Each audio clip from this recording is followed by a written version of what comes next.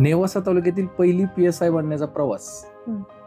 हा कसा होता तुमच्यासाठी? तर 8 ते 4 मी नॉन स्टॉप अभ्यास करायचे आणि 4च्या पुढे मी 4 ते 11 मी हॉटेलवर वेटरचं काम किंवा बिलिंगचं काम करायचे. पुन्हा युनिव्हर्सिटीमध्ये नंबर लागला होता. ओके. पण कसं कौटुंबिक मर्यादा असल्यामुळे मला उच्च शिक्षणासाठी जाता आलं नाही. आमच्या समाजामध्ये मुली शिकत नाही. या जर्नीमध्ये घरच्यांनी एक एज लिमिट पर्यंत मला सपोर्ट केला. नंतर बरोबर. लग्नाच्या मागण्या हा. येत होत्या. मी त्यांची खूप ऋणी आहे. माझ्या हातामध्ये झाडू भांडे देण्याच्या माझ्या हातात पेन दिला. हो. तर कधी कधी असं वाटायचं घरचे मला कधी पण झोपेतून उठताना बघितलं मी जागलेलेच असायचे घरात. बापरे. हो, घरचे म्हण बाई 1 तास कमी अभ्यास कर पण ओके. झोप व्यवस्थित घे. आज तुमच्या ह्या इंटरव्ह्यूमुळे कितीतरी मुली इन्स्पायर होणार आहे की पुढे जाऊन त्यांना काहीतरी, ज्या मुली खरोखर अभ्यासामध्ये हुशार आहेत त्यांना पुढे जाऊन इन्स्पिरेशन मिळणार आहे. सर एक MPSC एक्झाम इतकी पण अवघड नाही की त्याचा बाव करावा. कारण जर ती अवघड असती तर त्या अधिकारी घडले नसते, है का नाही? बरोबर. आणि ती जर इतकी सोपी पण नाहीये. जर ती सोपी असते सगळेच अधिकारी झाले असते. तर आपण MPSC चे रिक्वायरमेंट काय ते बघून मी स्टडी केला.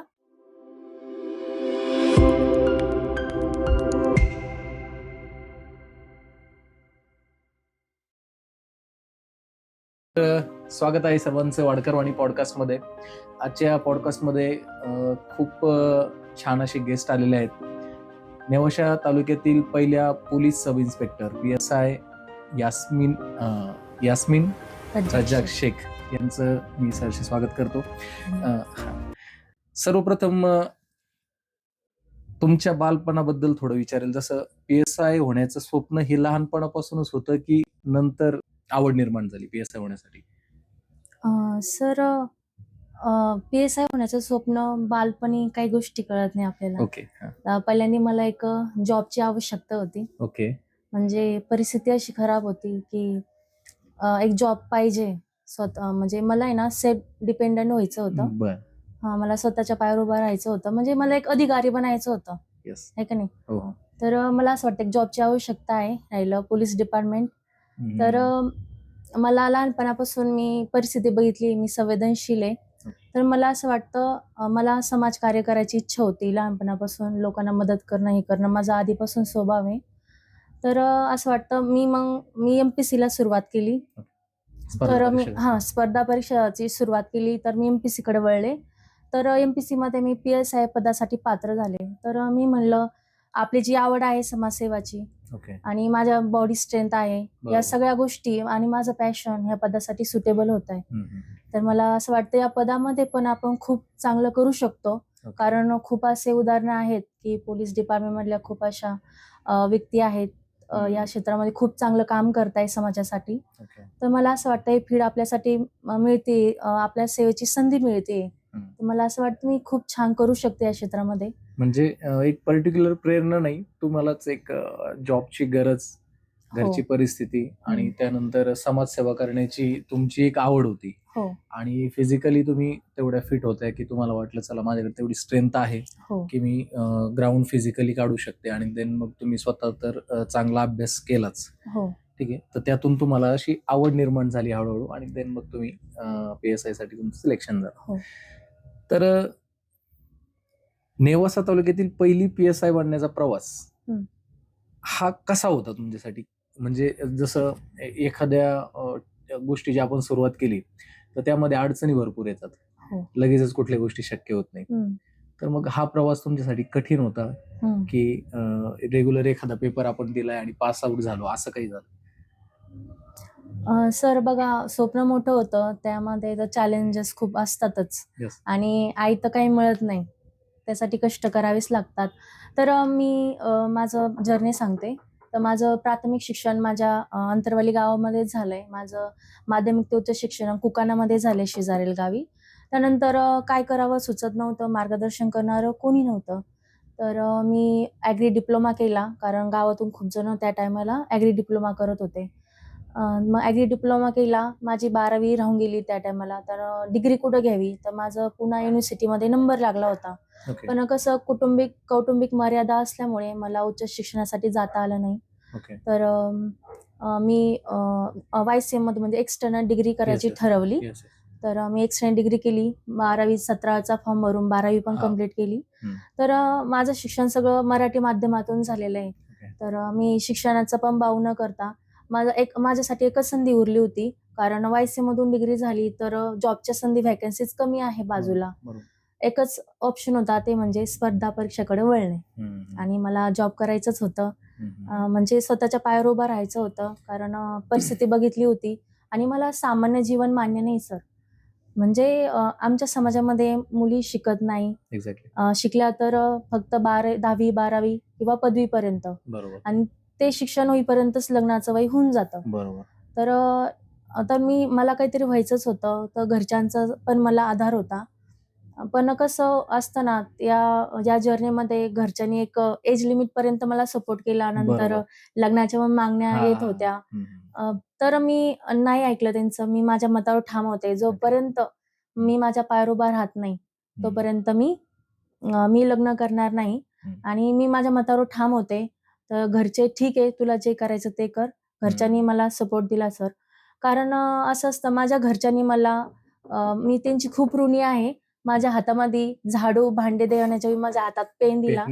हो, ते मी त्यांची खूप ऋणी आहे. तर असा माझा प्रवास. मग मी स्पर्धा परीक्षेकडे वळले. ती मी तुम्हाला जर जर्नी सांगते. तर आमच्या गावाच्या शेजारी गव्हर्नमेंट लॅब आहे. तर गावातून 10-15 मुलं तिथं स्टडीला जातात. ओके.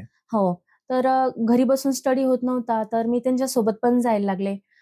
त्या लायब्ररीमध्ये 20 ते 30 मुलं स्पर्धा परीक्षेचा अभ्यास करतात.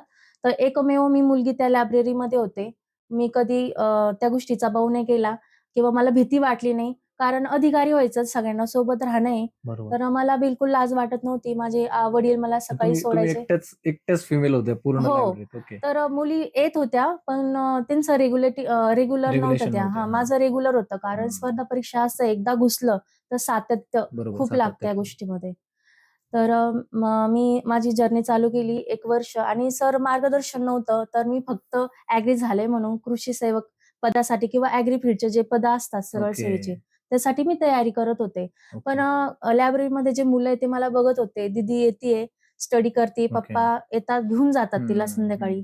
पण तर मला ते मुलांनी MPSC बद्दल मार्गदर्शन केलं. ताई, तू MPSC करायला हवी, कारण तू खूप मेहनत करताना दिसते, नॉनस्टॉप तू स्टडी करतेय. एकदा MPSC ट्राय कर, कारण MPSCला असे सातत्य स्टडी करणारे मुलं आवश्यक असतात. तर मी MPSC कडे वळले. तर त्यांच्याकडूनच थोडंसं गायडन्स घेतलं. मला थोडंसं सांगा. MPSC बद्दल ऐकून होते, पण एवढं माहित होतं की खूप टफ असते MPSC. तर मी MPSC मध्ये घुसले. तर MPSCचं सर सांगायचं असं झालं, तर MPSC प्रॅक्टिकल असते, इमोशनल नसते. तिला MPSCला संघर्ष लागत नाही, हे लागत नाही. कारण तिला फक्त पाहिजे एक अधिकारी हवा असतो, जे त्या क्रायटेरियामध्ये बसतो. MPSC त्याला उचलते. तर MPSCचं असं असतं, MPSCची रिक्वायरमेंट काय आहे? MPSC मध्ये खूप पदं आहेत. त्या पदासाठी रिक्वायरमेंट काय आहे? हा कॅन्डिडेट त्यासाठी फिट बसतो का? MPSC त्याला लगेच उचलते. तर आणि सर, MPSC एक्झाम इतकी पण अवघड नाही की त्याचा बाऊ करावा. कारण जर ती अवघड असती तर त्या अधिकारी घडले नसते, हे का नाही? आणि ती जर इतकी सोपी पण नाहीये. जर ती सोपी असते सगळेच अधिकारी झाले असते. तर आपण MPSCचे रिक्वायरमेंट काय ते बघून मी स्टडी केला. मी प्रॉपर प्लॅनिंग बनवला. YouTubeचा मदत केली, तर मला YouTubeची खूप छान मदत झाली या प्रवासामध्ये. YouTubeला टॉपरचे व्हिडिओ असतात. तर मी प्रत्येक टॉपरचे व्हिडिओ बघत गेले. त्यांच्या कॉमन गोष्टी काय ते बघत गेले, लिहित गेले. त्यांची स्ट्रॅटेजी काय आहे ती बघत गेले. कारण मला मार्गदर्शन करणारं जास्त कोण नव्हतं. तर मला ज्या कॉमन गोष्टी आढळल्या, तर माझं सवय अशी सर, मी जी गोष्ट करायची असते ती प्रॉपर प्लॅनिंगनी करते, आणि ज्या गोष्टी आवश्यक असतात त्यात माझे 100% होते. म्हणून मला लवकर यश मिळत गेलं. तर MPSC प्रवास चालू झाला. फर्स्ट अटेम्प्ट दिला. नुकतेच अभ्यासाला लागले, त्यामुळे माझं पहिली प्री निघली नाही. आणि जेव्हा सेकंड प्री दिली ती क्रॅक झाली. तर मी PSI पदासाठी पात्र झाले. तर त्यानंतर प्री दिली. आणि सर, PSI साठी असं असतं, पहिल्यांदा प्री द्यावी लागते, नंतर मेन्स, नंतर फिजिकल टेस्ट आणि त्यानंतर मुलाखत. हो. तर मी मेन्सला क्वालिफाय झाले.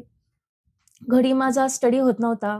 त्या काळाला घरी भावाचे लहान मुलं आहेत, आणि पावसाळा चालू होता. घरच्यांना पण घरची कामं आणि मला रेग्युलर सोडणं, त्यामुळे मला जास्त टाइम मिळत नव्हता अभ्यासाला. तर मी पुण्याला जायचं ठरवलं, कारण माझी मेन्स डिक्लेअर झाली होती. ओके. आणि घरचे ठीक आहे तुला आता मी मेन्सला दिले होते. घरच्यांना वाटलं पोरगी आता काहीतरी बनल. ओके. मग घरच्यांनी पण मला सपोर्ट करायला येस, येस. चालू केलं. Yes, yes. कारण घरच्यांनी माझी मेहनत बघितली होती. बघितलं. येस. तर कधी-कधी असं वाटायचं घरचे मला कधी पण झोपेतून उठताना बघितलं मी जागलेलेच असायचे घरात. बापरे! हो.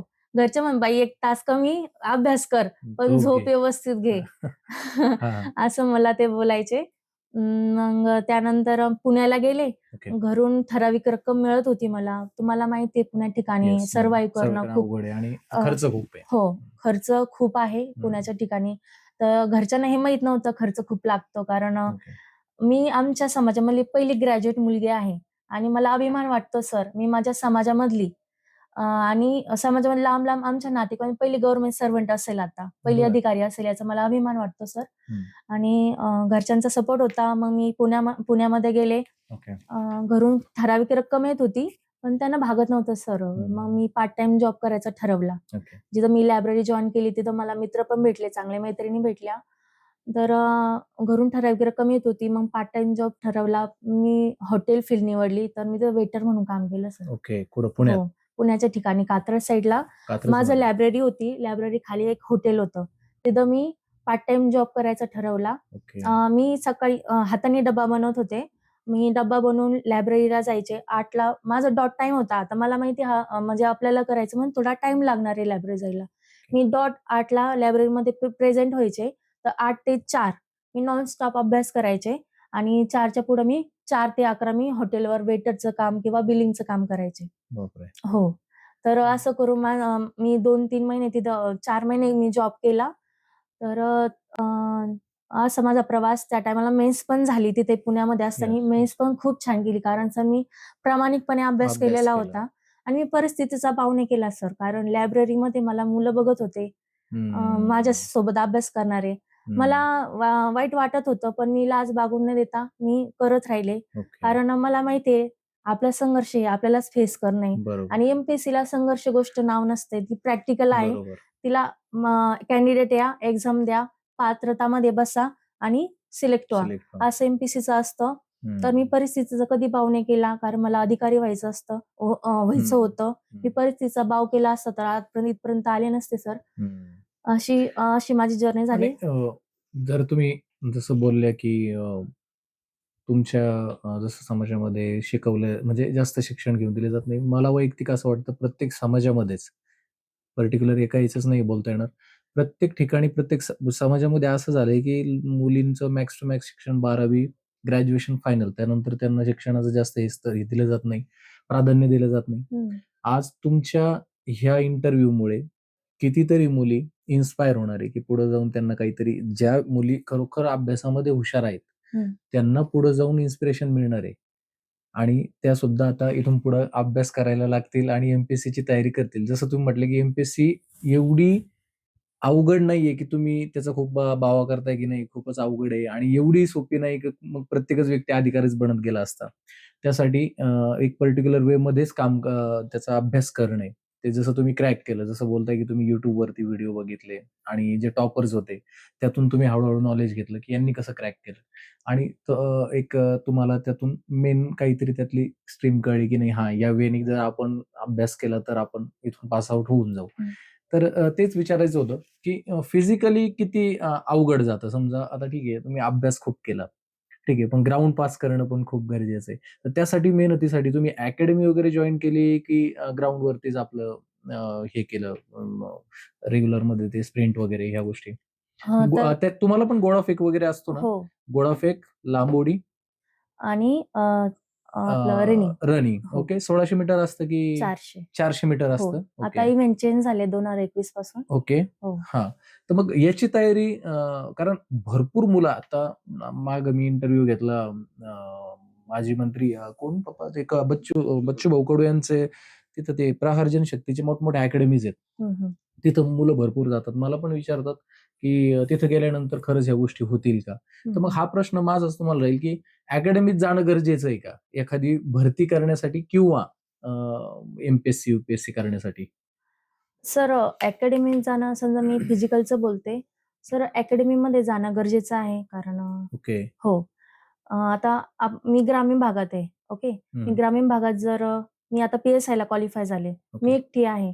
ग्राउंड कसं PSIचं ग्राउंड कधी पण डिक्लेअर होऊन जातं. तर मला सोबत कोणतरी पाहिजे पळायला किंवा गाईड करायला. आपण त्या बंधनामध्ये, नियमामध्ये किंवा एक सातत्य म्हणून ते अकॅडमी हवी असते. आणि कसं ते कोच असतात, त्यांना प्रॉपर माहीत ओके. असतं.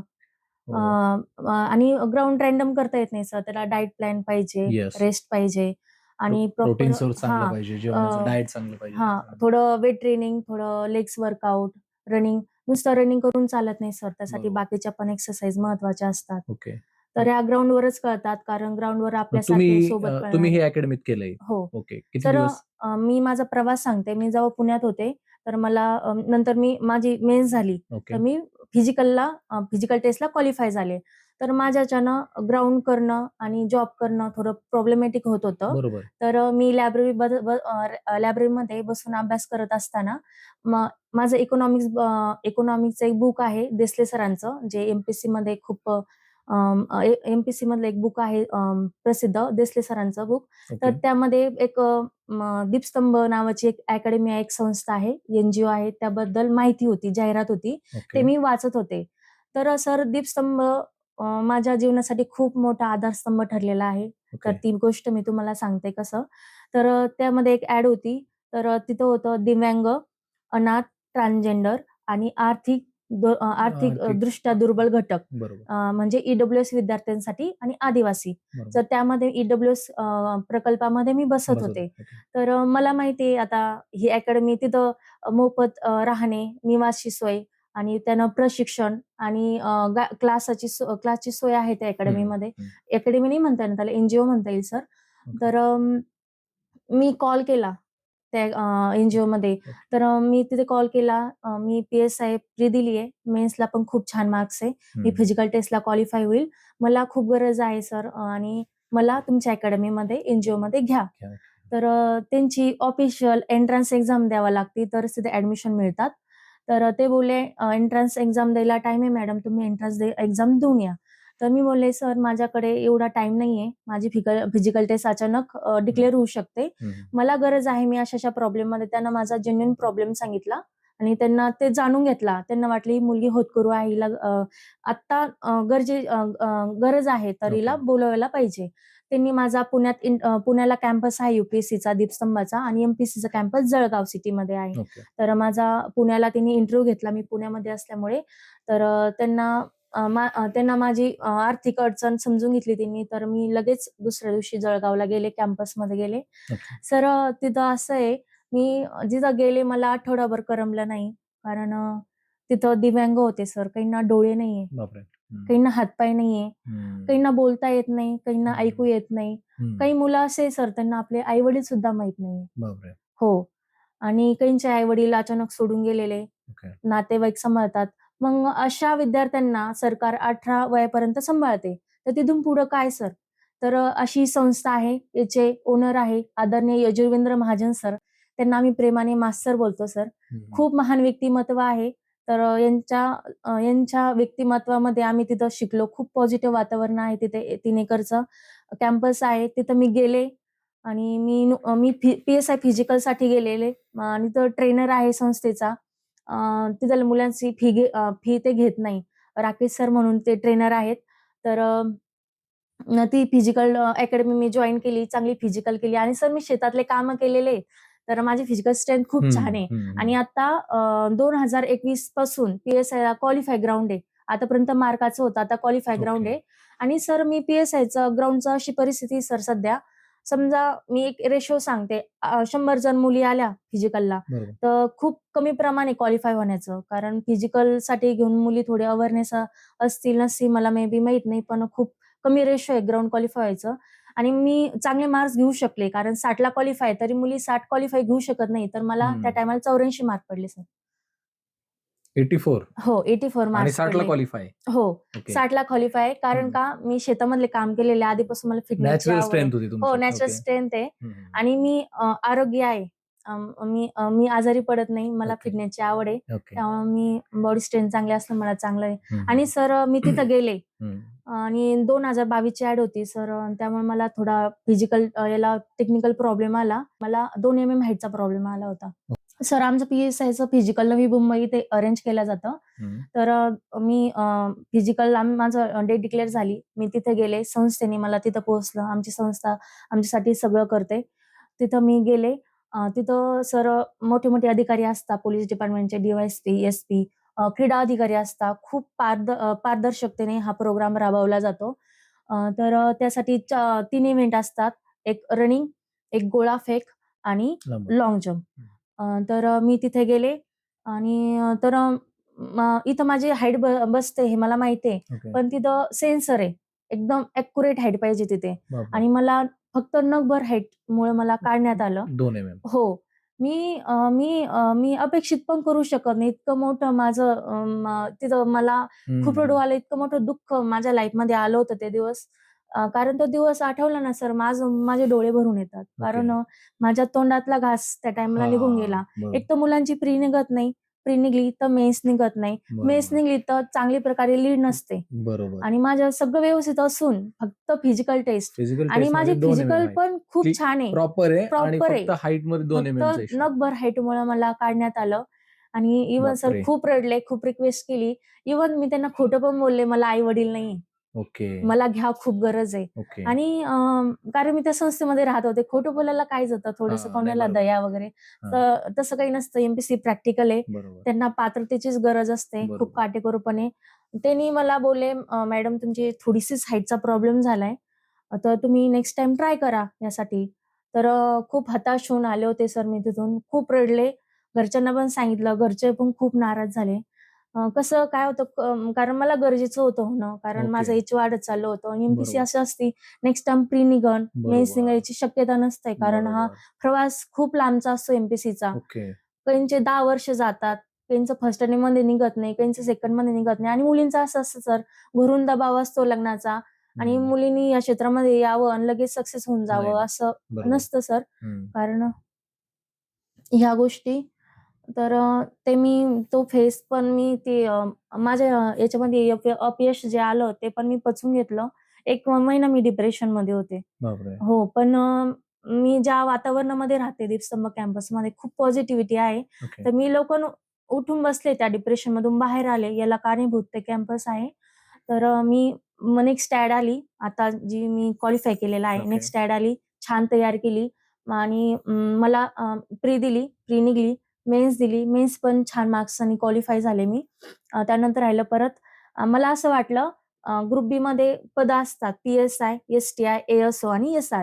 मला असं वाटलं मी दुसऱ्या पदासाठी क्वालिफाय होईल जेणेकरून मला फिजिकलमध्ये जे मागच्या वेळेस प्रॉब्लेम आला होता ते मला द्यायची गरज नाही. म्हणजे PSI द्यायची मला गरज नाही. चांगल्या एक्झामसाठी मी बसेल. पण सर परत मी PSIसाठीच बसले. ओके. कारण मला असं वाटतं PSI पदानेच मला निवडलेलं आहे असं वाटतं. कारण मी त्यासाठीच माझी स्ट्रेंथ किंवा माझी वाइब्स PSIलाच मॅच झाल्या असं वाटतं मला. मी परत PSIला बसले, पण माझी मागची जखम अजून माझी ताजी होती. ते मी विसरू शकत नाही. पण काय करायचं? कारण PSIला बसले हे तर सोडता येणार नाही. तर ओके. माझा हाईटचा जो इश्यू होता, त्याच्यावर मी काम करायचं ठरवलं. अशक्य आहे या वयामध्ये हाईट वाढणं अशक्य आहे. पण मला असं वाटतं, मी नाही लढले शेवटपर्यंत नाही मला रिग्रेट होईल या गोष्टीचं. ओके. तर मी शेवटपर्यंत लढायचं ठरलं. आपण शेवटपर्यंत न्याय देऊया. कारण इथपर्यंत आलोय. आणि कसं मग पास आउट केली ती गोष्ट तुम्ही? सर इथं मी सांगू शकत नाही, पण मी ठीक सांगते. आहे. हां, हां. हं. तर मी क्लिनिकला गेले. क्लिनिक खूप आयुर्वेदिक औषध गेल्या. ओके. क्लिनिकला गेले, ॲक्युपंक्चर थेरपी केल्या ओके. आणि त्यांनी मला 4 महिने सरळ झोपायला लावलेलं. जेणेकरून आपण कामामध्ये असतो, आपलं जे बाक असतो, मणका. हाडांचा बाक हां. हो, ते थोडंसं बाक आलेला असतो हाडांना. तो जरी स्ट्रेट झाला तरी ते 2 mm हो, भरून निघेल. 2 एमएमच होती त्यामुळं आणि मला क्लिनिकवाल्यांनी आधीच सांगितलं होतं, तर हाईट वाढीची श्युरिटी नाहीये, पण तुमच्या ह्याच्यावर करा. ओके. मी सगळं करायला तयार होते. मला फक्त पोस्ट पाहिजे होती. मी ओके. काही पण करायला तयार होते. कारण मला एनीहाऊ होणं होतं. तर मी थेरपी केल्या, औषधी घेतली आणि त्यांनी हाईटसाठी खूप योगासनं सांगितली. ती हाईटची योगासनं जसं ताडासन, चक्रासन ओके. सगळ्या आणि रूममध्ये मी मॅटच ठेवली होती. जसं मला आठवेल, जसं मला टाईम मिळेल तसं मी रूममध्ये कंटिन्यू स्वतःला स्ट्रेच करत गेले रात्री पण सरळ झोपायचं. मला सवय नव्हती, तर मी पायाला 5 किलोचे डंबल्स बांधायचे, ओके. जेणेकरून मी रात्रभर सरळ झोपले वाकडे जावं. एक अंगावर झोपणार नाही. हो. रात्री कसं आपण एक अंगावर झोपून होतं. जातो, तर मी सरळ झोपावं म्हणून 5-5 किलोचे डंबल्स पण बांधायचे. ह्या गोष्टी केल्या. त्यानंतर कंटिन्यू लटकत गेले. आमच्या कॅम्पसमध्ये ओपन जिम आहे. म्हणजे जिम पण आहे आणि ओपन जिम पण आहे. तर ओपन जिममध्ये मी कंटिन्यू लटकत होते. अभ्यास करायचे, फ्री टाईम झाला तर लटकायचे, परत अभ्यासाला यायचे. असं माझा रुटीन चालू होता. स्वागत आहे परत एकदा ब्रेक नंतर वाडकरवाडी पॉडकास्टमध्ये. आजच्या आमच्या guest Yasmin Shaikh, police sub inspector, आणि त्यांनी त्यांच्या लाईफमधले खूप छान छान अनुभव सांगितले. जसं आता ट्रेनिंगमध्ये त्यांना जो इश्यू आला हाईटचा, तर त्या रिलेटेड पण त्यांनी थोडंसं गायडन्स केले. तर ठेवू शकतो आपण हे गाईड, म्हणजे तुम्ही जर समजा तुमचा हाईट जर असं वाटतीये की कमी भरतीये, तर तुम्ही ज्या स्ट्रेचिंग करणं यातून मुलांना भरपूर त्याचा फायदा होऊ शकतो. ठीक आहे. हा, पुढचा प्रश्न माझा असा राहील की सगळ्या मुलांचा म्हणजे भरपूर जेवढे पण स्पर्धा परीक्षेची तयारी करतात, एमपीएससी इंटरव्ह्यू मध्ये काय असतं ही खूप उत्सुकता असते प्रत्येकाला. नेमकं काय विचारलं जातं? तर तुम्ही कम्फर्टेबल असाल किंवा बोलण्याची तुम्हाला अनुमती असेल, तर मी हा प्रश्न तुम्हाला नक्की विचारेल. इंटरव्ह्यू मध्ये काय प्रश्न विचारले जातात? आता जसा मी एक पॉडकास्टर आहे, मी प्रश्न विचारतो, हे प्रश्न वेगळे. पण इंटरव्ह्यू मध्ये असं म्हणतात की तिथं जे समोर बसलेले व्यक्ती असतात, त्यांची प्रश्न विचारण्याची पद्धत वेगळी असते आणि ते प्रश्न थोडेसे आउट ऑफ इमॅजिनेशन असतात की तुम्हाला ते खूप कोड्यात टाकतात. असं काहीतरी असतं, मी असं ऐकू नये किंवा तर मग काय खरं आणि कितपत काय काय विचारलं जातं? सर इंटरव्ह्यूला असं तिथे IPS अधिकारी असतात आणि रिटायर IAS अधिकारी असतात आमचे इंटरव्ह्यू घेण्यासाठी. म्हणजे जे इंटरव्ह्यू व्ह्युअर्स आहेत ते रिटायर्ड IPS अधिकारी आणि IAS. IPS अधिकारी ऑन ड्युटी आणि रिटायर्ड IAS अधिकारी. IAS रिटायर्ड असतात आणि ऑन ड्युटी IPS असतात. ओके. तर अशी गोष्ट आहे. आणि सर आपण किती तयारी करून जा इंटरव्ह्यूमध्ये, आपली जी ओरिजिनल पर्सनॅलिटी असते ना आतमधून, बरोबर. ती बरोबर बाहेर निघते इंटरव्ह्यूमध्ये. आपण किती वाचून जा, किती आपण बनवलेले उत्तर प्रेझेंट करा, पण जे आपल्या आतून आहेत ना, आपण ओरिजिनल जे आहेत ना, ओके. ते इंटरव्ह्यूमध्ये बाहेर पडतं. ते बाहेर काढतातच. हो. ओके. तर इंटरव्ह्यूमध्ये असे क्वेश्चन विचारले जातात थोडेसे, तुम्हाला या फील्डमध्ये का यायचंय? रिअल रिझन विचारतात. ओके. हो. थोडं पोलीस डिपार्टमेंट बद्दलची आणि माहिती किती लोक विचारतात. बसलेले असतात समोर असे? सर माझ्या इंटरव्ह्यूसाठी 2 जण होते. तसे ओके. 5 पॅनल असतात. ओके. हां. आणि 5 पॅनल एका दिवशीमध्ये 5 पॅनल असतात. तर मला जे पॅनल होतं, तर त्या पॅनलमध्ये 2 कॅन्डिडेट होते. ओके. 2 अधिकारी होते, सॉरी. 2 अधिकारी, एक रिटायर्ड आणि एक विद्यमान IPS आणि एक IAS रिटायर्ड. ओके. आणि ते दोघ जण तुम्हाला प्रश्न विचारत होते. गेल्या पहिला प्रश्न काय आला तुम्हाला? मी जेव्हा एंट्री केली, आधी मी त्यांना ग्रीटिंग केली. ओके. तर मला पहिलाच प्रश्न, मी स्माइल दिली त्यामुळे मला पहिला प्रश्न विचारला, दाताला क्लिपा का बसवल्या? ओके. म्हणजे मला मे बी त्यांनी असं विचारलं असं, मी कम्फर्टेबल व्हावं म्हणून. कारण त्यामुळे कधी कधी विचारलं काय असतं. होतं की खूप जास्त एखाद्या ठिकाणी गेलं आणि अनकम्फर्टेबल झालं माणूस, तर जे बोलायचं ते बोलता येत नाही, उत्तर व्यवस्थित देता येत नाही. ओके. मी कॉन्फिडेंटली गेले होते. ओके. मला रात्रभर झोप नव्हती ऍक्च्युअली, काय विचारणार काय, आणि पहिला अनुभव होता. कारण खूप जणांनी इंटरव्ह्यू देऊ, पण खूप जण PSI वाल्यांनी खूप इंटरव्ह्यू दिलेले असतात. तर माझा पहिला इंटरव्ह्यू होता आणि अपेक्षित पण मार्क्स पडले. तर इंटरव्ह्यूमध्ये असं विचारलं जातं, थोडं डिपार्टमेंट बद्दल माहिती विचारली जाते आणि तुम्ही एक्झॅक्ट प्रश्न सांगा मला, जसं डिपार्टमेंट बद्दल काय विचारलं? तर केस स्टडी, समजा एखादी केस दिली जाते, तुम्ही या सिच्युएशन मध्ये काय करताल, असं विचारलं जातं. त्यानंतर करंटमध्ये सध्या चालू घडामोडी काय इश्यू आहे आपल्या गव्हर्नमेंट बद्दल? हो, गव्हर्नमेंट महाराष्ट्र राज्याचं की पूर्ण स्टेट गव्हर्नमेंट की जागतिक लेवलवर, स्टेट लेवलवर. सध्या आता अमेरिका युद्ध चालू होतं, त्याबद्दल विचारलं गेलं. इराण इस्रायल आहे, पण त्यात अमेरिकेने हो. त्यानंतर ब्लॅक बॉक्स नाव ऐकून असतं, त्याबद्दल विचारलं. ब्लॅक बॉक्स बद्दल विचारतात? हो, कारण अशा डायरेक्ट ते मुद्दा विचारला. ओके. काय झालं ते नाही विचारलं, मुद्दा, असं गोष्टी, चालू घडामोडी. ओके. त्यानंतर थोडं कायद्यावर क्वेश्चन विचारतात. पोलीस डिपार्टमेंटमध्ये जे कायदे असतात, क्रिमिनल लॉ, ते विचारले जातात. त्यानंतर आपलं फॅमिली बॅकग्राऊंड बद्दल विचारलं जातं. ओके. तुम्हाला PSI काय व्हायचं? ते जे ठोस उत्तर पाहिजे असतं त्यांना. आपल्या एज्युकेशन बॅकग्राऊंड विचारले जातात. ओके. तर असं पण क्वेश्चन विचारले जातात, तुमचं एज्युकेशन ह्या फील्डमध्ये झालंय, तर तुम्ही PSIच का निवडलं? ओके. तुम्ही तिथं पण जॉबच्या संधी तुम्ही त्या डिपार्टमेंटमध्ये का आलात? ओके. इथं आव्हानात्मक क्षेत्र आहे, 24 तास ड्युटी आहे, On duty, तर बरोबर. तुम्ही हे क्षेत्र का निवडलं? बरोबर. असे क्वेश्चन विचारतात. काय उत्तर दिलं तुम्ही? सर मी प्रामाणिक उत्तर दिलं. कारण मला आधी एक जॉबची आवश्यकता आहे. मी पहिल्यांदा सांगितलं. ओके. त्यानंतर माझं फॅमिली बॅकग्राऊंड असं आहे.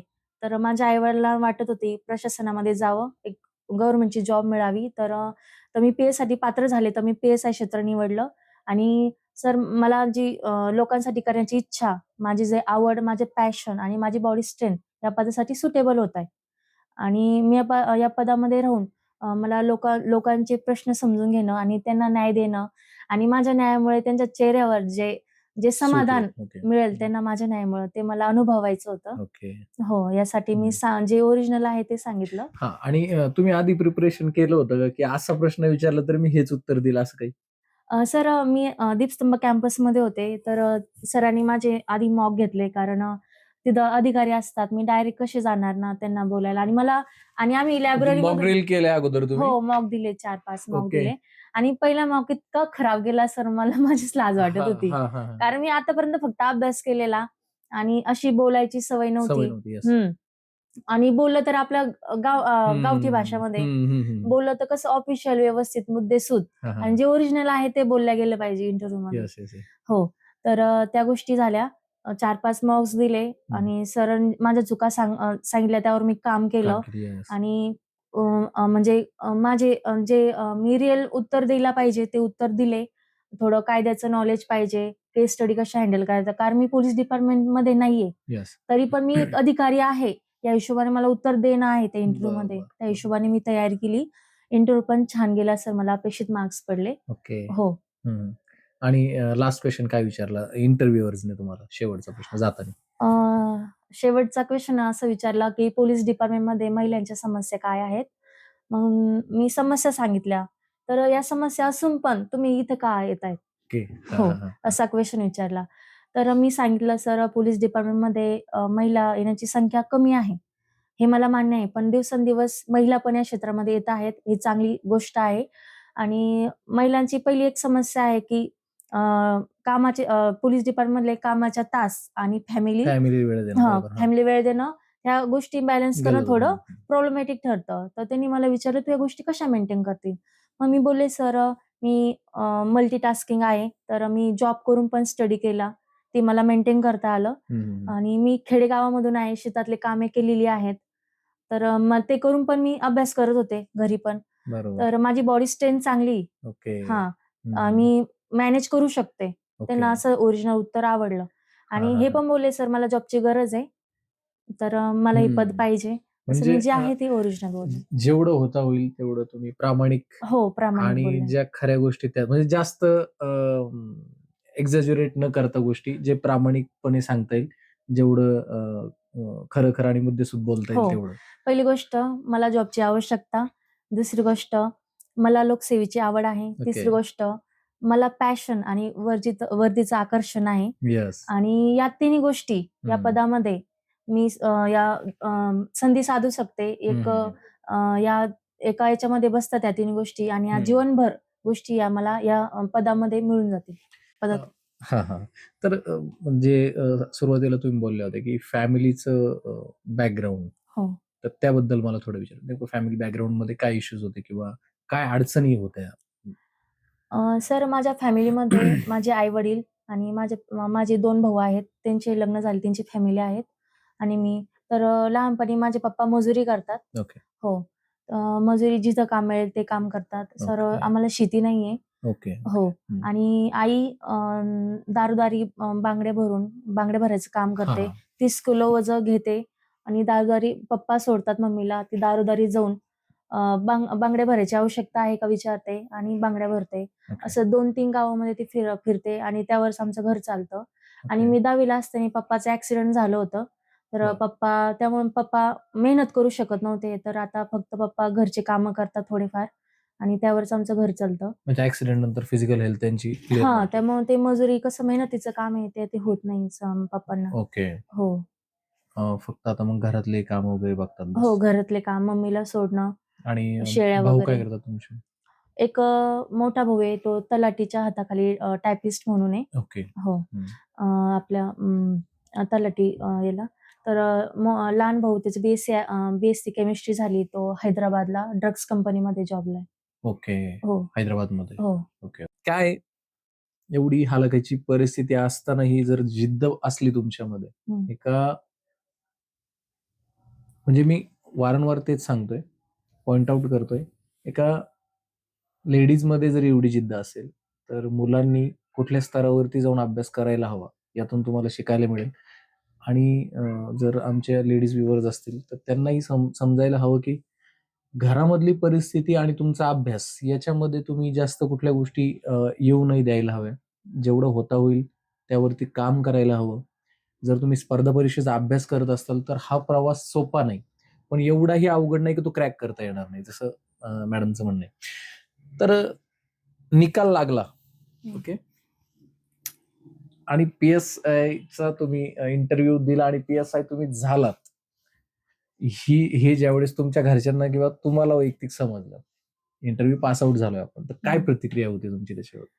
जे लोकसेवा आयोगामध्ये. MPSCचं ऑफिस आहे तिथं आमचा इंटरव्ह्यू होता नवी Yes. मुंबईमध्ये. Yes. तर इंटरव्ह्यू झाला आणि दरवेळेस आमचं PSI वाल्यांचं इंटरव्ह्यूचा रिझल्ट इंटरव्ह्यूच्या दिवशी लागतो संध्याकाळी, अशी रीत होती.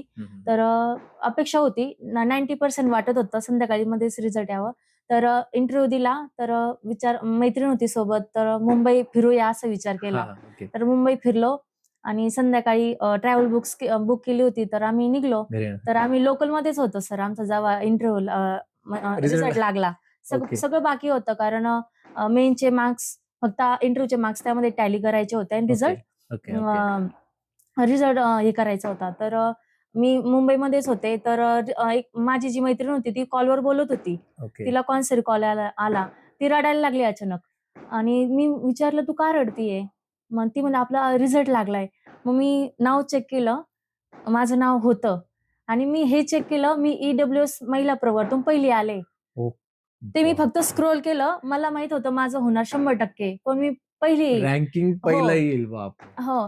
तर ॲक्चुअली ही मी पहिली कशी आले, कारण मला वाटत होतं मी PSI होणार ओके. आणि माझी पहिली यायची अपेक्षा होती. मी माझ्या प्रवर्गातून तरी पहिली यावं. ओके. आणि माझ्या पुढे ज्या महिला होत्या त्या कशा बाजूला गेल्या, मी कशी पहिली आहे मला माहित नाही. पण मी त्या दिवशी EWS प्रवर्गातून पहिली महिला आले. वाव. ती माझ्यासाठी खूप अभिमानाची गोष्ट आहे. हम्म. तर आम्ही दोघं तिथं रडत होतो आणि सर ते रडू नव्हतं, ते आनंदाश्रू होते. आनंदाश्रू होते, कारण बरोबर. इतक्या दिवसाची केलेली मेहनतीचं मेहनत फळ होती. आम्हाला भेटलं ओके. होतं. आणि त्याही सिलेक्ट झाल्या. हो, ती पण सिलेक्ट झाली. वा. त्यांचं नाव काय? तिचं अंकिता पवार आहे, नाव आहे तिचं. तिला ओके. वडील नाही सर. ओके. मम्मी हो, हा. लहान असतानाच वडील वारले तिचे. ओके. मग आम्ही दोघी पण रडत होतो आणि मुंबईच्या ठिकाणी कोण म्हणजे बघतात ओळखीचं पण कोणी नाही, पण ओळखीचं कोणी नाही. जस्ट त्यांनी विचारलं, "का रडताय?" आम्ही आमचं सिलेक्शन झालंय. मग त्यांनी कॉंग्रॅच्युलेशन दिले आणि धावती मुंबई. आणि त्या टायमाला सर आम्ही तिकीट पण फाडलं नव्हतं लोकलचं. ओके. गडबड आणि आमची ट्रॅव्हल निघाल म्हणून आम्ही गडबडीमध्ये बसलेलो आणि खूप कॉल येत होते. पहिला कॉल पप्पांना केला, रडतच होते. मग खूप रडले. "अब्बूजान आपकी यास्मीन PSI हो गई." अप्पू पण रडत होते. ते सिच्युएशन आठवलं मी अजून पण रडू येते मला. ते रडणं नव्हतं, ते आनंदाश्रू होते, कारण माझा संघर्ष संपला होता. मी जिंकले होते. ते आनंदात पहिला कॉल पप्पाला केला. पप्पांनी सगळ्या गावात सांगितलं, "यास्मीन फौजदार झाली." हो. आणि इतके कॉल येत होते सर, इतके कॉल, इतके मेसेजेस, मी सगळ्यांना बिझी लागत होते. आणि ज्यांचे कॉल येत नव्हते, ज्या संघर्ष काळामध्ये ज्यांचे कॉल त्यांचे कॉल यायला लागले. ज्यांना मी ओळखत नाही त्यांचे पण कॉल यायला लागले आणि अशी गोष्ट नाही, झाली. होतं ते. जे लोक संघर्षात नसतात ना, ते तुम्ही ज्यावेळेस एखादी पातळी गाठता त्या ठिकाणी त्यांचे 100% ते तुम्हाला कॉल करणार, मेसेज करणार, असं दाखवणार की नाही आम्हाला वाटत होतं की तू हवीच आणि आता आमच्या मनासारखंच झालं. पण ते ज्यावेळेस तुमचा संघर्ष काळ चालू असतो त्यावेळेस ते मदतीला येत नाही ना, तुम्हाला हातभार लावायला येत. हो. असतात असे खूप लोक असतात. तर त्यानंतर मग ज्यावेळेस घरी या गोष्टी सगळ्या समजल्या, गावामधून किंवा लोकलमधून काय प्रतिक्रिया होती सगळी? सर मुंबई ठिकाणी एवढं पदाबद्दल असं माहित नाही, फक्त पोलीस झाली एवढं माहिती. तर लोकलमध्ये ओके. हा. लोकलमध्ये येताना आणि जास्त कोणी नाही, ते मुलं होते त्यामुळे त्यांना कळलं ही PSI झाली म्हणून. मग त्यांनी आम्हाला कॉन्ग्रॅच्युलेशन दिलं. मग मी बोलतच राहिले. तसं कोणी विचारत नाही, "तू इतके कॉलवर का बोलतीये, का रडतीये?" लोकलमध्ये ना. मग मी ट्रॅव्हलकडे जायला निघले. माझी ट्रॅव्हल नवी मुंबई टू जळगाव होतं, कारण मी माझ्या ओके. कॅम्पसमध्ये जाणार होते आधी. ओके. तर शिक्षकांना खूप आनंद झाला तिथल्या. खूप मला अभिनंदन येत होते. खूप मेसेज, सगळे खुश झाले. माझी फॅमिली पण खुश झाली. माझ्या फॅमिलीमध्ये पण रडत होते, कारण माझा संघर्ष संपला होता. त्यांनी मला मेहनत करताना बघितली होती. माझ्या कॅम्पसमध्ये पण स्टाफनी माझ्यासोबतचे जे विद्यार्थी, माझे मित्र-मैत्रिणी मला संघर्ष करताना बघितलं होतं. बरोबर. खूप खुश झाले. तर मी कॅम्पसमध्ये गेले सर आणि माझा इतका छान वेलकम केला त्यांनी ढोल ताशानं कॅम्पसमध्ये. ओके. ओके. हां, हो. हां, हां. आणि माझे मित्र होते, मी त्यांना एक गोष्ट म्हणायचे, मी PSI झाले ना, मला गुलालाने अंघोळ करायची. ओके. हो. आणि नेमकी होळी आली होती. मी ह्यावेळेस होळी नाही खेळणार. मी गुलालानं होळी खेळणार. हो. अ, माझी होळी फक्त एकच कलर, तो फक्त गुलाल. गुलाल. वाह! हो. वाह! वाह! वाह! अशी गोष्टी झाली. मी त्यांनी त्यांनी बाहेर आले कॅम्पसच्या, कारण आमच्या कॅम्पसमध्ये गुलाल स्वच्छता खूप आहे. त्यामुळे ते अलाउड खराब नाही. होईल कॅम्पस, त्यामुळं अलाउड नसतं. ते मी येण्याआधीच जळगावमध्ये पोहोचण्याआधीच माझ्या आधी येऊन बसले ते माझे मित्र-मैत्रिणी. हो. मला 2 गोण्या माझ्या अंगावर टाकल्या, अंघोळ घातली, मला शुभेच्छा दिल्या. खूप खुश. हां, हां, मग हां, हां. आम्ही ऑटोने कॅम्पसमध्ये आलो. ढोल-ताशाने माझं वेलकम झालं. सगळे शिक्षक वृंद, सगळा स्टाफ, दीपस्तंभ स्टाफ, माझे सगळे मित्र-मैत्रिणी, तिथले विद्यार्थी तिथं होते. मला सगळ्यांनी खूप शुभेच्छा दिल्या. खूप छान वाटलं. आणि फॉर्च्युनेटली माझे मास्तर, ज्यांना आम्ही बाप मानतो, जे आम्हाला सांभाळतात, मस्त. आदरणीय योगेंद्र महाजन सर, त्यांचा पण त्या दिवशी प्रेझेंट होते फॉर्च्युनेटली, कारण ते ओके. तिथं नसतात. ओके. त्यांचा हां. दौरा चालू असतो. कधी पुणा, कधी दिल्ली, कधी फॉरेन कंट्रीमध्ये कंटिन्यू चालू असतो. मुलांसाठी फंड गोळा करतात ते मदत मागून. तर फॉर्च्युनेटली सर पण होते. तर छान माझं वेलकम झालं. छान गोष्टी झाल्या आणि गावामध्ये गावकऱ्यांचा कॉल आला, आपली मुलगी PSI झाली गावातली. हे गावाचं भूषण आहे, गावाचं नाव आहे. ओके. तर गावकऱ्यांनी मला कॉल केला. सत्कार वगैरे हो. केले. तू यायच्या आधी आम्हाला सांग. आम्ही तुझ्यासाठी खूप काही सरप्राईज करून ठेवलंय. तू येशील तेव्हा सांगशील. तर 8 मार्चला महिला दिन होता. तर हो. हो. हां. तर सगळ्या किती गोष्टीच घडूनच हो, आले बघा एकत्र ना. घडून आल्या आणि 10 मार्चला माझा बर्थडे. वाह! हो. आणि मी ठरलं होतं हां. ह्यावेळेस माझ्या बर्थडेचं गिफ्ट फक्त माझी पोस्ट असेल. वॉव! मॅनिफेस्टेशन म्हणता येईल का याला, की तुम्ही हो, मॅनिफेस्ट तर मी बिलीव्ह करते. कारण म्हणतात ना, आपण जसं विचार केला तशा गोष्टी घडत जातात. बिलीव्ह करता तुम्ही अ, मॅनिफेस्टला? सर बिलीव्ह असं म्हणता येणार नाही. कारण मी या गोष्टीवर थोडासा बिलीव्ह करते, कारण पॉझिटिव्हिटी असते. हां, आपण ज्या गोष्टी विचार करतो हां. किंवा ज्या गोष्टी ठरवतो, त्या गोष्टी आपण पॉझिटिव्ह विचार केला, त्या गोष्टी घडत जातात. मला असं वाटतं आपल्यासोबत जे घडतं ते आपल्या विचारावरचं आहे की नाही? बरोबर, आपण बरोबर. चांगला विचार करतो, तर आपल्या सोबत चांगल्या गोष्टी घडतात. बरोबर. आणि मी कायमच चांगला विचार करत गेले. त्यामुळं मला हा संघर्ष काही वाटला नाही. चांगला विचार आणि लढत कारण गेले. तुम्ही जे बोलताय, की होळीच्या दिवशी मी गुलालीनीच होळी खेळेल किंवा वाढदिवसाच्या दिवशी हीच माझी पोस्टच माझं गिफ्ट असेल. हो, तर मग हे मॅनिफेस्टच आहे. हो. आणि मॅनिफेस्ट प्लस मेहनत. मेहनत. हो. खूप सारी मेहनत हां. आणि ते विचार ठेवणं, ती पॉझिटिव्हिटीने ते काम करणं, सिलेक्ट नाही झाल्या, परत नव्याने सुरुवात करायची होती, परत ती करणं. तुम्ही म्हणताय ते 2 mm हाईटमुळे तुमचा इश्यू झाला. 1 महिन्याच्या आत डिप्रेशनमधून बाहेर येणं. या सगळ्या गोष्टी तुम्ही पॉझिटिव्ह थिंकिंग तुम्ही चांगली ठेवली. हो, कारण मी कायम स्वतःला पॉझिटिव्ह बोलत गेले. कारण सर निगेटिव्ह बोलणारे लोकं असतातच. येस. आपण का आपल्याबद्दल वाईट विचार करायचा, येस, निगेटिव्ह येस, विचार येस. करायचा? एक्झॅक्टली. माझं इथेच म्हणणं असतं, निगेटिव्ह बोलणारे लोकं आहेतच. हां. आपण स्वतःबद्दल का निगेटिव्ह हो, व्हायचं? तेच ना. आपण जेवढं पॉझिटिव्ह राहता येईल, जेवढं फॅमिलीला ठेवता येईल, तेवढं. ते आपण आपल्याबद्दलच निगेटिव्ह बोलत जातो. तेच तिथं अपयश आहे आपलं. येस. तर मी कंटिन्यू स्वतःला शाब्बासकी देत गेले. कर, थोडंसं राहिलंय, आणखी थोडंसं कर. मनाशी येस. बोलत गेले. थोडंसं राहिलंय, थोडंसं आता टप्पा पार करायचाय. मी स्वतःला कधीच खचून दिलं नाही सर. मी पुढे लढत राहिले. कारण मला होणं होतं. मला फक्त माझं पद दिसत होतं. येस. तर मी ते डायरेक्शनने चालत गेले. येस. आणि या प्रवासामध्ये सर मला खूप चांगले लोकं पण मिळाले. कारण आपल्याला करायचं असलं, आपण पॉझिटिव्ह असलं, तर या जगामध्ये खूप चांगले लोकं पण आहे सर. बरोबर. मला मदत पाहिजे होती. मला मदतीचे हात पण भेटत गेले. येस. हो. तर अशा गोष्टी घडत गेल्या. तर आता शेवटच्या टप्प्यात 2-3 प्रश्न आहेत माझे. हा पहिला प्रश्न आहे की आपल्या जेवढ्या व्ह्युअर्स मुली आहेत, त्यांच्यासाठी तुम्ही काय संदेश देऊ इच्छाल? म्हणजे अडचणी तर आहेतच. मुलींना वैयक्तिक आहे किंवा शिक्षणासाठी तर खूपच आहे. आता डॉक्टर भीमराव आंबेडकर सर यांनी खूप जे मुलींसाठी आरक्षणातून ज्या गोष्टी मिळाल्या, संविधानातून जे अधिकार मिळाले, त्यातून तर त्यांना खूप काही गोष्टी मोकळ्या झाल्यात. पण तुम्ही काय संदेश देऊ इच्छिता मुली? ज्योतिबा फुले, सावित्रीबाई फुले, डॉक्टर भीमराव आंबेडकरजी यांनी संविधानातून वेगवेगळ्या पद्धतीने महिलांना शिक्षणासाठी प्रवोक केलं आणि त्यातून आज अशा यास्मिन PSI यास्मिन शेख घडल्या. तसंच मी तुम्हाला विचारेल की तुम्ही मुलींना काय संदेश देऊ इच्छिता माझ्या पॉडकास्टच्या माध्यमातून? कॅमेरा. क्रांतीज्योती सावित्रीबाई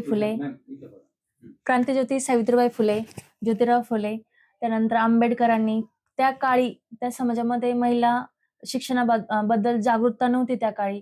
तर इतकं त्यांना खूप अडचणी येऊन पण महिलांसाठी ते उभा राहिले. आपल्यासाठी चांगला प्लॅटफॉर्म उपलब्ध केला त्यांनी. आंबेडकरांनी संविधान महिलांसाठी अधिकार दिले हो, खूप. संविधानाने खूप अधिकार दिला. त्यानंतर ज्योतिबा फुलेंनी महिलांना शिक्षणासाठी जागृत व्हावे. कारण सर शिक्षणच अशी गोष्ट आहे जी वाघिणीचं दूध म्हटलं हो, वाघिणीचं दूध म्हणलं जातं. जे ते पिलं ते डरकाळी फुलल्याशिवाय राहणार नाही. तर हाच आदर्श मुलींनी समोर ठेवला पाहिजे. तर त्यांनी आपल्यासाठी एवढं उपलब्ध करून दिलेलं आहे. तर मुलींनी असं तोच आदर्श समोर ठेवून आणि परिस्थितीचा बाव न करता आपल्या परिस्थितीचा बाव न करता लढलं पाहिजे. आपलं Yes. अस्तित्व निर्माण करण्यासाठी लढलं पाहिजे. तर मला असं वाटतं महिला ही घरचा आधारस्तंभ असतेच, पण ती चूल आणि मूल याच्या पलीकडे पण जाऊन स्वतःचं अस्तित्व निर्माण करावं आणि मला ती वाटतं कारण ती जर स्वतः स्वावलंबी झाली तर ती 2 घराचं कल्याण करते. Yes. एक ज्या ती घरात लहानशी मोठी झाली आणि ती लग्नानंतर ज्या घरी जाते त्या 2 घराचं पण कल्याण होतं आणि जर शिक्षित झाली तर तिचे मुलांना पण ती शिक्षक बनवते. सारं Yes. घर शिक्षित बनतं आणि Yes. शिक्षित बनले तर आपलं घर पण व्यवस्थित कुटुंब व्यवस्था चांगली पार पाडली जाते.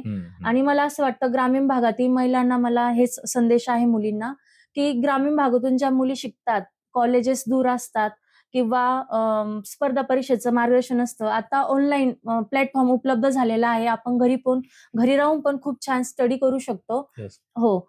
आणि मोबाईलमध्ये सगळे क्लासेस अवेलेबल होतात आणि मी पण एवढ्या परिस्थितीमधून करू शकते, पण तुम्ही पण करू शकतात. Yes, त्याचं exactly. एक उदाहरण मी आहे. तर मला असं वाटतं आणि मी नेवासा तालुक्यामधील पहिली महिला PSI असेल, ते मला खूप अभिमान वाटतो आणि मी पहिली आहे आणि शेवटची न राहता माझ्या मागे तुम्ही पण अधिकारी व्हा, वा. असं मला वाटतं. आणि परिस्थिती आपण साधारण फॅमिलीमधून आहे. सर्वांची परिस्थिती चांगली नसते. तर Yes. परिस्थितीचा बाऊ करू नका. तर हीच परिस्थिती हेच संघर्ष एक फ्यूल बनून आपण लढत राहिलो. Yes. हां, एक संघर्षाचा या परिस्थितीचा बाऊ न करता तर त्याचंच फ्यूल बनून आपण लढत राहिलो, तर हे संघर्ष पण संपून जाईल Exactly. आणि स्वतःचं अस्तित्व निर्माण करण्यासाठी मुलींनी शिकलं पाहिजे Yes. आणि लढलं पाहिजे आणि पदवीपर्यंत न शिकता पुढं पण शिकावं आणि ज्या मुली लग्न झाल्यात किंवा पार्ट टाइम जॉब करून पण स्टडी करू इच्छिता, तर दोन्ही बॅलन्स करून पण या गोष्टी शक्य आहे. आपण आता पण बघतो काही महिला अधिकारी झालेल्या आहेत. त्यांना फॅमिली आहेत. पण जिद्द चिकाटी असेल तर आपण कोणतीही गोष्ट प्राप्त करू शकतो असं मला वाटतं. ओके. तर या मुलाखतीसाठी आभार मानेल मी भारतदादा वाबळे यांचा, ज्यांनी ताईंचा नंबर आमच्यापर्यंत प्रोव्हाइड केला आणि त्यानंतर मॅडमला आम्ही इथपर्यंत बोलवू शकलो. आणि जसं मॅडम बोलल्या की वर्दीमध्ये त्यांना इंटरव्ह्यू द्यायची इच्छा होती, पण अजून अवेलेबल नसल्या कारणे निश्चितच मी तुम्हाला सांगेल की ज्यावेळेस तुमच्याकडे वर्दी येईल, नेक्स्ट इंटरव्ह्यू मी तुमचा यासाठी घेईन की PSI झाल्यानंतरचे तुमचे जे अनुभव आहेत त्यावरती आम्हाला थोडा नक्की वेळ देऊन तुम्ही या आणि नेक्स्ट इंटरव्ह्यू आपण त्यावरती घेऊ. नक्कीच.